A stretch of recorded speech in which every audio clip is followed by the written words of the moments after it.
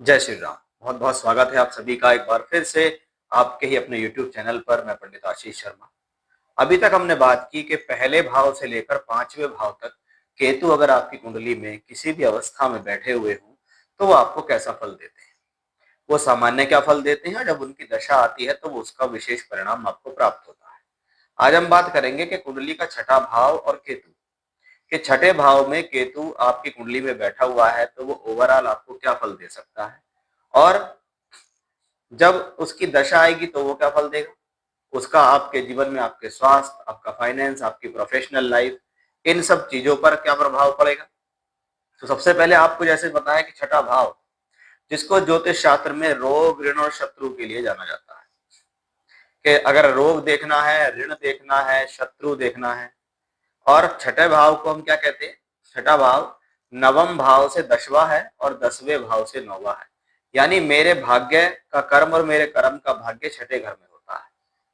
यानी मुझे professional life में सक्सेस मिलेगी या नहीं, और वो सक्सेस इजी होगी या टफ होगी, ये मेरा 6th हाउस बताने में सक्षम है। कि छठे घर को हम काम, क्रोध, मद, लोभ, मोह, मत्सर, ये 6 चीज भी छठे घर में मिलती है। अब वहां पर एक ऐसा प्लेनेट केतु बैठे जो वैराग्य, आध्यात्म, अचानक से होने वाली घटनाओं का एक प्रतीक कहा जाता है।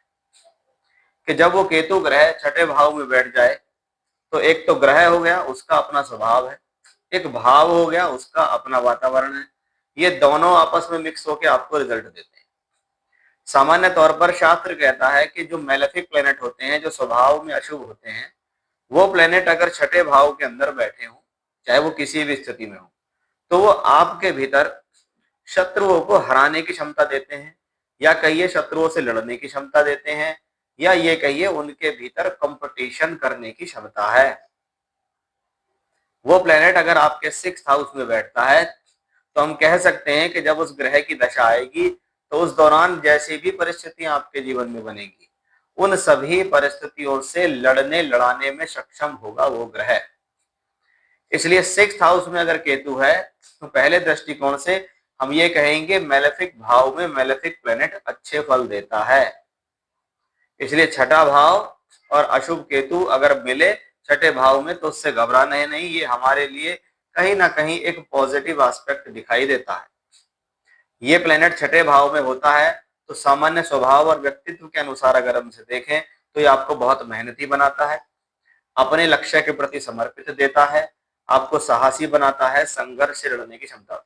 ऐसे लोगों के पास कुछ लोगों से हटकर जो है एक विश्लेषण शक्ति या विलक्षण शक्ति होती है, अंतर ज्ञान इनके भीतर होता है। काम के प्रति लगे रहते हैं, काम के प्रति पाबंद होते हैं, अनुशासित होते हैं, क्योंकि ये आपके कर्म भाव से 9वां है और वहां पर केतु जैसा आध्यात्मिक प्लेनेट, इसलिए कोशिश ये करते हैं कि भाई हमसे, हमारे कार्य क्षेत्र के अंदर कुछ ऐसी सी गलतियां ना हो जिसका हमें खामियाजा भुगतना पड़े, या हम गलत तरीके से कोई पैसा ना कमाए, ये भी दिखाई देता है। अब केतु को 6th हाउस में मैंने बताया कि भी शत्रुओं पर विजय दिला सकता है। शत्रु सामने आते हैं तो व्यक्ति घबराता नहीं है, उनका डटकर सामना करता है। कानूनी मामलों में देखें तो कोर्ट कचहरी या विवादों में ऐसे जातकों के जो जीत की है संभावना है वो ज्यादा होती है। थोड़ा इसको इस बात पर भी निर्भर है कि केतु अगर छठे घर में बैठा है और वो जिसकी राशि में बैठा है वो प्लेनेट केंद्र त्रिकोण में हो तो व्यक्ति कोर्ट कचहरियों को बहुत आसानी से जीत लेता है। और यदि केतु छठे भाव में है, उसका स्वामी जिसके भाव में बैठा है, उसका स्वामी ग्रह 8वें या 12वें भाव में बैठा हो, तो कोर्ट कचहरी का जो केसेस होते हैं वो थोड़े लंबे चलते हैं और उसमें बहुत बार कुछ हानि भी व्यक्ति को देखी गई है। तो ऐसा भी हम कोर्ट कचहरी के क्षेत्र में देख सकते हैं। छठा भाव जो कि मेरे संघर्षकार, मेरा संघर्ष जीवन में किसी भी क्षेत्र के प्रति हो सकता है, जैसे चाहे मेरा संघर्ष दूसरों की सेवा करने के लिए है, दूसरों की मदद करने के लिए है।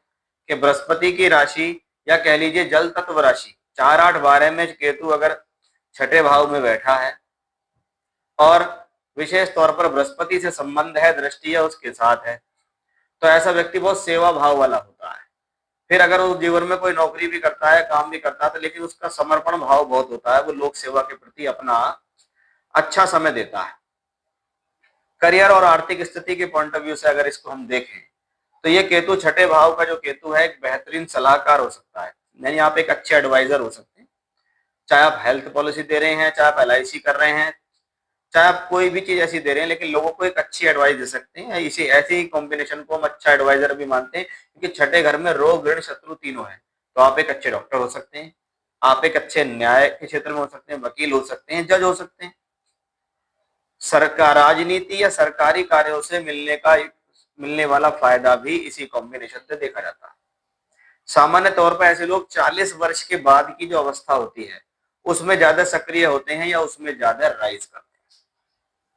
केतु ग्रह अगर छठे भाव में है और अशुभ प्रभाव में है, जिस ग्रह की राशि में है वो ग्रह भी पीड़ित है, तो ऐसा ग्रह अपनी दशाओं में बहुत बीमारी दे सकता है। अपनी दशा में रोग भी दे सकता है, ऋण भी दे सकता है, शत्रु भी दे सकता है, कर्ज भी दे सकता है, बीमारी से परेशानी दे सकता है, स्किन के रोग दे सकता है।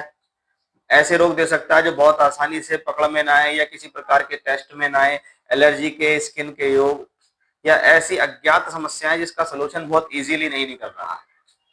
ऐसा केतु अपनी दशांतर दशा में आपका किसी प्रकार से कोई ऑपरेशन भी करा सकता है कि कोई बीमारी शरीर में छुपी हुई थी, उसके बारे में पता चला तो एकदम उसका इमीडिएट एक्शन लेना पड़ा और आपको वहां से प्रॉब्लम हो गई। केतु अगर 6th हाउस में है, चंद्रमा के साथ है, तो ऐसा केतु आपको अपनी दशांतर दशा में मानसिक बीमारी, मानसिक रोग, वहम, अकारण वह चिंताएं, नकारात्मक स्वभाव, ये सब भी देने में सक्षम है। छठा भाव को हम ननिहाल पक्ष भी बोलते हैं, यानी मामा या मौसी के साथ संबंधों में तनाव या दूरी संभव दिखाई देती है। अक्सर ससुराल पक्ष की तरफ से धन या संपत्ति का लाभ मिल सकता है, लेकिन ये होगा कब? संपत्ति का लाभ जब होगा जब आप इसको ऐसे मान सकते हैं कि भी केतु जिस छठे भाव में है उसके राशि के जिस राशि में वो बैठा है उसका संबंध अगर धन भावों से बनता है, 5, 9, 2 और 11 से बनता है, तो ऐसा होता है। ऐसा व्यक्ति वाक्पटुता यानी अपनी स्पीकिंग स्किल्स से भी लोगों को प्रभावित कर सकता है। बहुत बार ऐसे लोगों के स्वभाव के अंदर कुछ क्रोध और जिद भी देखा जाता है। कभी कभी वो ये देखा कब जाता है जब वो अशुभ प्रभाव में होता है, तो वो क्रोधी भी हो सकता है, जिद्दी भी हो सकता है, झगड़ालू भी हो सकता है। क्योंकि केतु छठे में है तो 12वें घर में राहु है, इनकी दशा आ गई, इनके प्लेनेट जिसके भाव में वो अच्छे भाव में नहीं है, तो कोर्ट कचहरी, झगड़ा झंझट, इवन जेल तक भी ये करा सकता है आपको। बहुत बार कुछ लोग घूसखोरी में चले जाते हैं, कुछ लोग गोपनीय शत्रुओं द्वारा फंसाए जाते हैं, कुछ लोगों के लिए चीटिंग करने का भी लोगों पर आरोप लगता है। ऐसा भी ऐसी स्थितियों में देखा जाता है कि केतु अगर छठे भाव में है और अशुभ प्रभाव में, तो आपको सावधान होना चाहिए। वो समय काल आपके जीवन के लिए खराब हो सकता है। और अगर वो शुभ प्रभाव में है, उस पर अशुभ ग्रह का प्रभाव नहीं है, केतु किसी भी राशि में बैठा है, जिसकी राशि में बैठा है वो अच्छा है, तो हमें डरने की कोई जरूरत नहीं। हम केतु की दशा में अच्छा खासा राइज करेंगे।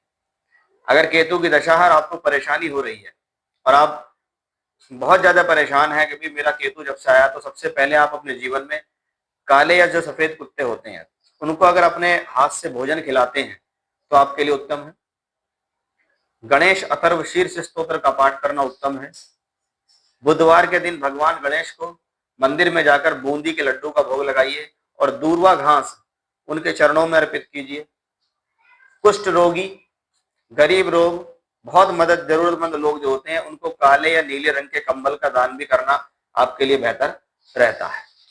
तो ऐसी स्थिति में अगर छठे भाव में आपका केतु बैठा हो तो उसको सबसे पहले जांचना जरूरी है। और मैं हमेशा से कहता हूँ, राहु केतु को बस एक बार में ये कह देना कि राहु केतु खराब है, राहु केतु अच्छे हैं, या राहु तो हमेशा अच्छा होता है, केतु खराब होता है, या राहु हमेशा खराब होता है, केतु अच्छा, कैसा भी मान सकते हैं, लेकिन ऐसा है नहीं।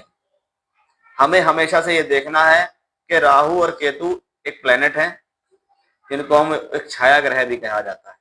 इनका अपना स्वभाव है, तो पहली बात वो अपने स्वभाव को नहीं छोड़ते। दूसरा, वो जिस भाव में बैठे हैं उसके स्वभाव को ले लेते हैं।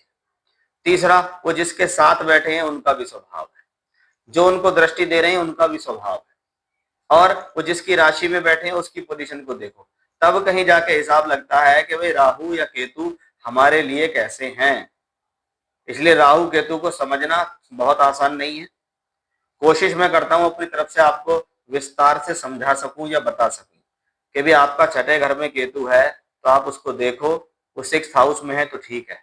दूसरा, उसके साथ जो बैठे हैं वो ग्रह अच्छे हैं या खराब है, वो ग्रह शुभ है या अशुभ है, जो उसे दृष्टि दे रहे हैं वो शुभ है या अशुभ है। जिसकी राशि में केतु बैठा है वो केंद्र त्रिकोण में है तो बहुत अच्छी बात है। अच्छे भाव में है तो केतु उसके अनुसार चल के आपको अच्छा फल दे देता है। तो ये था कि भी कुंडली के छठे भाव में अगर केतु बैठा है तो आपको ओवरऑल कैसे फल देगा, या जब केतु की दशा आपके जीवन में आएगी तो वो 7 साल आपके जीवन के कैसे होंगे, ये भी बताता है आपका केतु। तो ये था मेरा आज का विषय कि केतु छठे भाव में अगर बैठ जाए तो क्या फल है, और उसके अशुभ प्रभाव से बचने के लिए हम सावधान भी रहेंगे और उपाय भी करेंगे। जय श्री राम।